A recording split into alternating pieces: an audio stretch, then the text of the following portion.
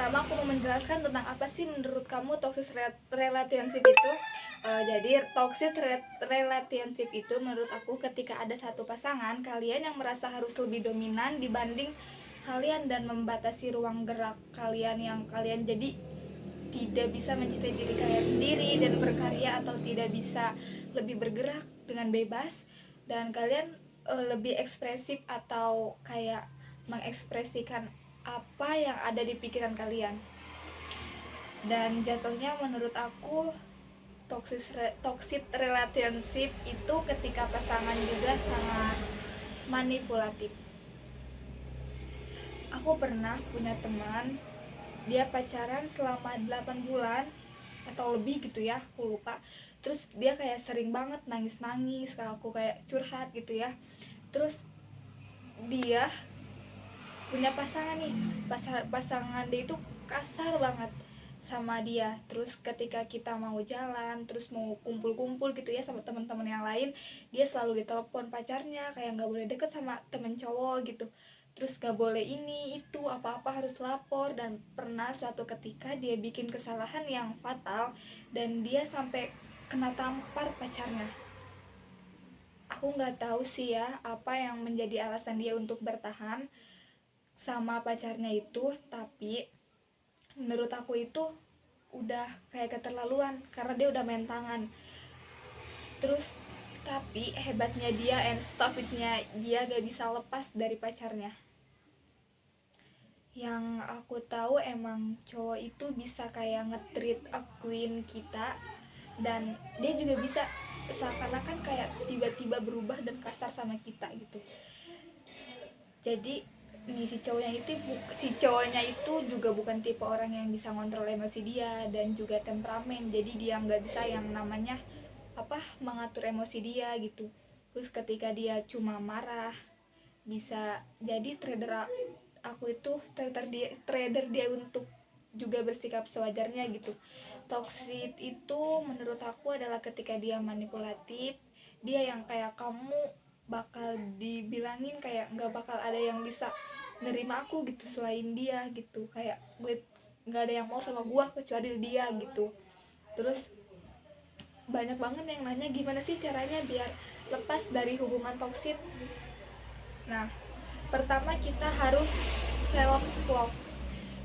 Self love bukan hanya beli baju baru, terus kayak jalan-jalan ke luar negeri, beli makan ini itu gitu. Impian kita adalah alasan kita mencintai diri sendiri atau bentuk love yang kita punya.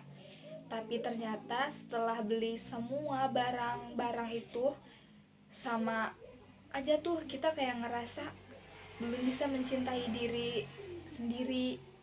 Jadi sebenarnya apa sih makna dari mencintai diri sendiri atau yang kita punya sebagai manusia? Sebagai kita secara sadar penuh dan utuh mencintai apa yang sudah Allah dan untuk memberi kepada kita. Dan kali ini aku pengen membahas sesuatu buat kita merasa benci sama seseorang, atau bahkan membuat kita ingin memiliki sebuah impian besar tapi kita nggak bisa mencapainya. Jadi itu sangat dipengaruhi oleh kejadian-kejadian di masa kecil kita. Salah satunya, cara kita semua itu adalah dengan rasa cinta dan sayang sama hati dan juga diri sendiri, berbaik hati atau sama diri kita. Jadi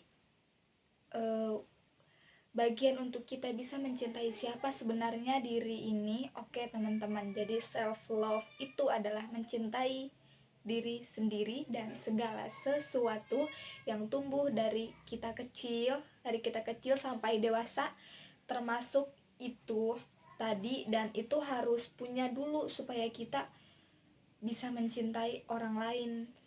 Nah, contohnya misalnya kalau kita punya pasangan yang mencintai kita tapi kita kayak merasa nggak dicintai gitu.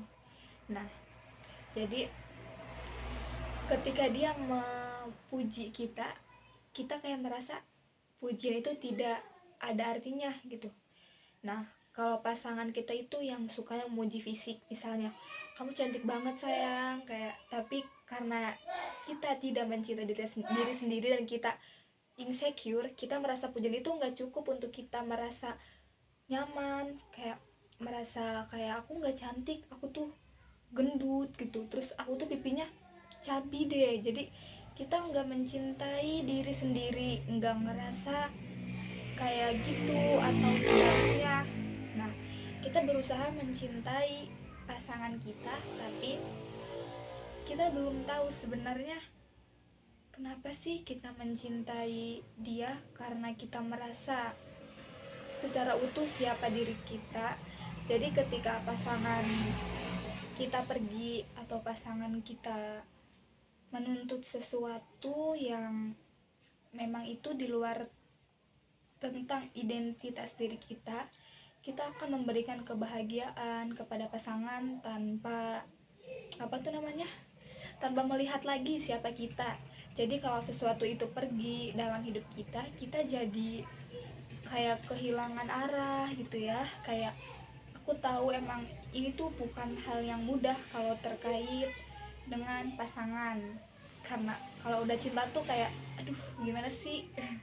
Jadi contoh aja ya, kalau kita menjatuhkan kebahagiaan kita pada sesuatu yang tadi kita beli baju, jalan-jalan ke luar negeri, atau beli makanan ini itu. Nah, beli baju-baju yang mahal ya, yang ada di mall. Kalau kita menjatuhkan kebahagiaan kita atas sesuatu di luar diri kita, maka kita nggak akan bisa benar-benar bahagia dan mencintai diri secara utuh dan penuh. Untuk itu, kali ini aku ngebahas bahwa self love itu adalah bagian dari kita mencintai diri kita dan pencipta kita. Nah, oke, kenapa sih ini penting, teman-teman? Selama ini tuh banyak banget yang kayak ngerasa kalau misalnya kita ini mencintai diri sendiri, artinya kita menaruh kepentingan kita di atas orang lain.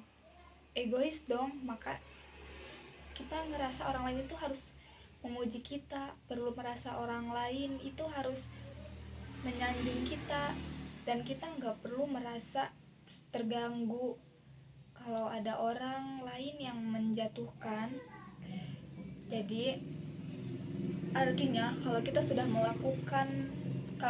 bisa melakukan rasa menghargai diri kita, kita itu dengan tulus memuji orang lain tanpa berharap orang lain juga harus memuji gua gitu. Terus kalau kita sudah mencintai diri kita dengan tulus, terus kita juga bisa menjaga ucapan kita tidak melukai orang lain, karena kita sudah merasa penuh terhadap diri kita. Kita nggak mau kita juga kayak gitu ya, kita merasa udah cukup, jadi kita nggak rentan untuk menyukai orang lain atau apalah gitu ya. Artinya kalau kita melihat kok ada ya yang orang yang jarang gitu memuji orang lain, kok ada ya orang yang sukanya tuh ngasih komentar negatif gitu, kayak ngebuat orang lain jadi nggak pede gitu ya. Coba lihat lagi dalam hidupnya, jangan-jangan dia sebelum bisa mencintai dan menghargai diri dia sendiri, sehingga menurut dia adalah cara berinteraksi dengan orang lain adalah cara interaksi orang lain yang dia dapatkan dalam hidupnya. Percaya deh, kalau kita udah mencintai diri kita secara utuh dan penuh, menghargai kelebihan dan kekurangan kita sudah merasa perlu pengakuan dan menerima. Orang lain yang berlebihan akan memberikan pengakuan dan penerimaan kepada orang lain. Itu artinya bukan egois ya, tapi kita mengisi kebahagiaan orang lain. Jadi karena sebuah perasaan yang gak dipaksakan, karena kita sudah penuh dan secara utuh mencintai diri sendiri. Nah, bagaimana sih kayak cara awal kita mencintai diri sendiri yang membuat apa namanya, yang membuat hari ini kita merasa enggak cukup adalah tentang kehidupan yang kita punya. Kita merasa secara fisik kita tidak menarik, seperti dia secara kehidupan kita tidak bahagia seperti kehidupan mereka.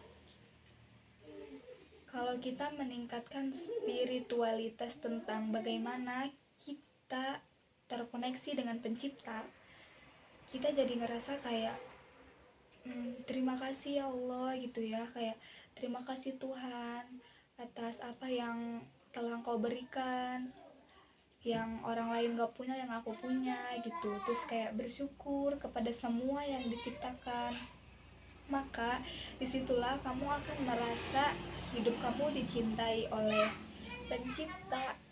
Jadi ini adalah salah satu bentuk sel yang paling fondasi, yang paling fundamental sebelum kamu belajar mencintai yang lain. Maka cintai siapa pencipta kita. Oke, terima kasih.